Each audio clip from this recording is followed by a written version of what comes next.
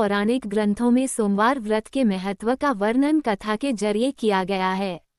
कथा कुछ इस प्रकार है। बहुत समय पहले की बात है कि किसी नगर में एक साहूकार रहता था। वो बहुत ही धर्मात्मा साहूकार था और भगवान शिव का भक्त भी। हर सोमवार भगवान शिव की उपासना करना और विधिनुसार उपवास रखना उसका नियम था। धन धान्य से उसका घर भरा हुआ था, लेकिन उसे एक बड़ा भारी दुख भी था। वो ये कि उसकी कोई संतान नहीं थी।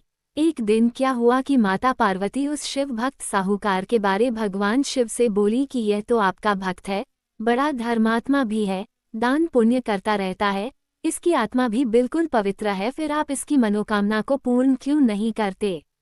तब भगवान शिव बोले, इस संसार में सबको अपने कर्मों का फल भोगना पड़ता है, इसके दुख का कारण इसके पूर्व जन्म में किए गए कुछ पाप हैं। तब मां पार्वती बोली, मुझसे अपने इस भक्त की पीड़ा नहीं देखी जाती, आप इसे पुत्र प्राप्ति का वरदान दें। अब मां पार्वती की जिद के आगे भगवान मजबूर हो गए और साहूकार को पुत्र रत्न की प्राप्ति का वरदान दे दिया, लेकिन साथ ही कहा कि यह बालक केवल 12 वर्ष तक ही जीवित रहेगा। अब संयोगवश साहूकार भी ये सब बातें सुन रहा था। उसे न तो भगवान शिव के वरदान पर खुशी हुई और न ही दुख। समय आने पर उसकी संतान हुई, लेकिन साहूकार को तो पता था इसकी सांसें कितनी लंबी है।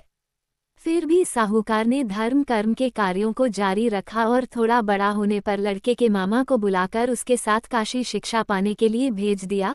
साहूकार ने उन्हें बहुत सारा धन भी दिया और कहा कि रास्ते में यज्ञ हवन करते हुए जाना और ब्राह्मणों को दान दक्षिणा भी देना।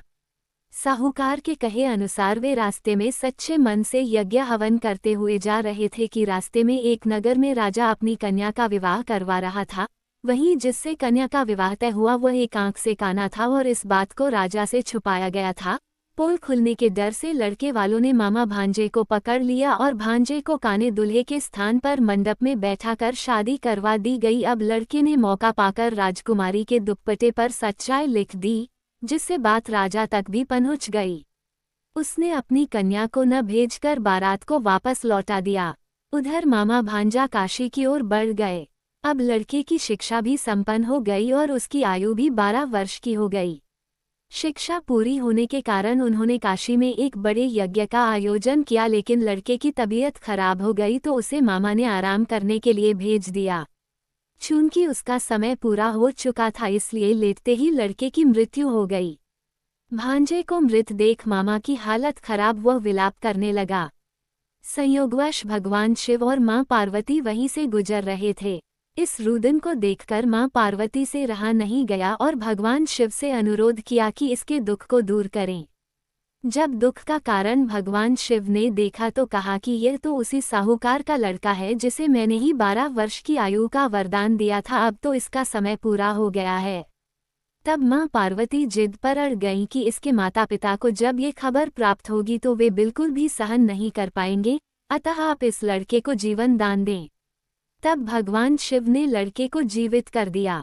अब लड़के के मामा की खुशी का ठिकाना न रहा। शिक्षा पूर्ण हो चुकी थी, इसलिए वे अपने नगर लौटने लगे तो रास्ते में जिस नगर में उसका विवाह हुआ था वह राजा यज्ञ करवा रहा था, वे भी उसमें शामिल। राजा ने लड़के को पहचान लिया और अपनी पुत्री को उसके साथ भेज दिया।